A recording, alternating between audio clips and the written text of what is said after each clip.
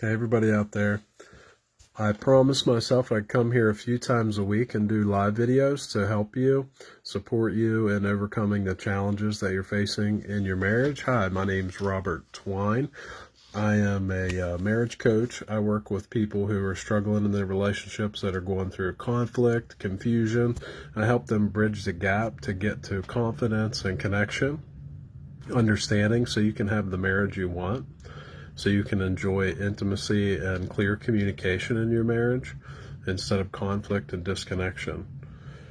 So I want to talk about communication because this comes up every single day for every person that I've ever worked with, and in my own life, communication is something that if we can master communication, we can have a great relationship.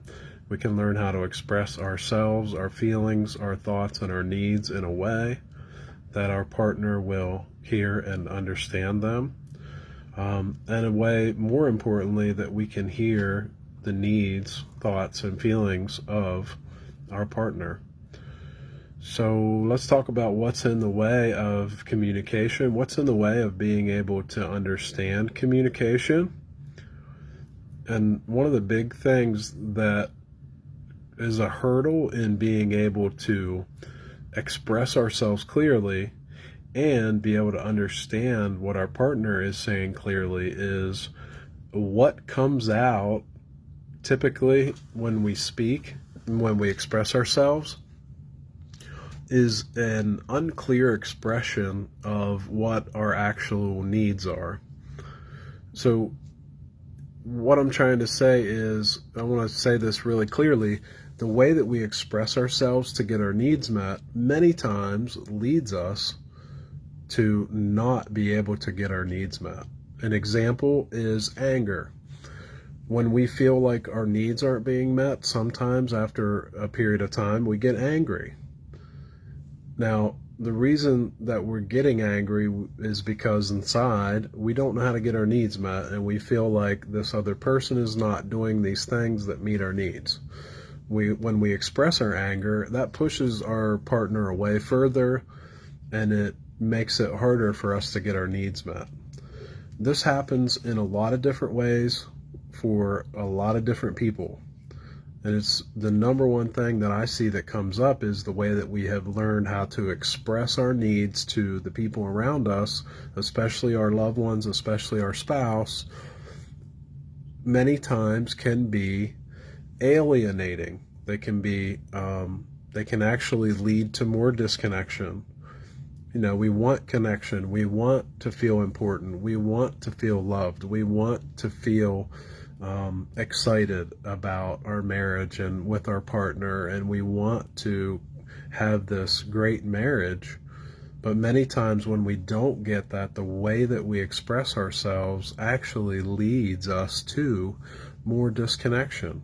And that's okay, because that has been the way that we have been taught to express ourselves is not a way that leads us to be able to get our needs met from the outside world.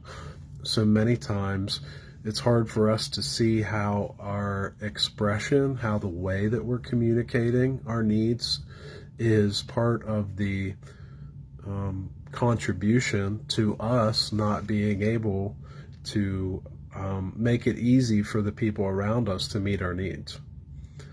And I hope this is coming through clear, that you're understanding what I'm sharing. Because we all have needs that we want to be met in our relationships, in our marriage. And we all have these challenges whenever we feel like our needs aren't met. And the struggle is learning how to shift from teachings that have taught us to express ourselves in a way that where we demand and we start to get our emotions involved, and we start to get frustrated, angry, worried, stressed. Because when we communicate from that place, it makes it really very hard for our partner to be able to meet our needs. But when our needs aren't met, that is the way that those are the states and the feelings that we get attached to most easily when our needs aren't met. Our frustration, stress, worry, anger, depression, anxiety. And then we express ourselves from this place of this stress, worry, anxiety, fear, depression, and worry, and that pushes our partner away further, because this is what happens, and you've seen it in your marriage, I know, as well as I have, and everybody. When we express ourselves from those places, our partner feels that they failed, that they haven't helped us to feel good, they haven't helped us to feel content, to feel fulfilled, and they feel like a failure. And they take that personally a lot of times. And then they take that onto themselves, and it's the vicious cycle. So what do we do to change that? Here, we're talking a lot about the challenges, but what do we do to change that is start to see how we are contributing to the challenges, just little bits and pieces. And I know we all already have a lot of weight on our shoulders, and here we got to take one more thing. What, Robert, you're telling me we got to take one more piece of the puzzle, and we got to take it to ourselves and do this? Yes, you do, if you want to feel better, because if you're waiting on your partner to meet your needs and to communicate in a clear way, and how long are you going to have to wait if you're waiting on them to do it? How long will you have to wait if you're waiting on your partner to do all these things that you want them to do? You know?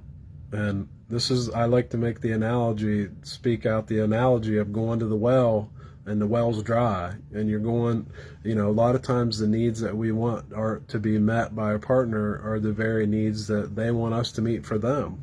So we two people with wet, dry wells trying to get water from each other sometimes it can be very difficult. I mean, if you go to a well and it's dry and you put the bucket down, what are you going to get when the bucket comes up?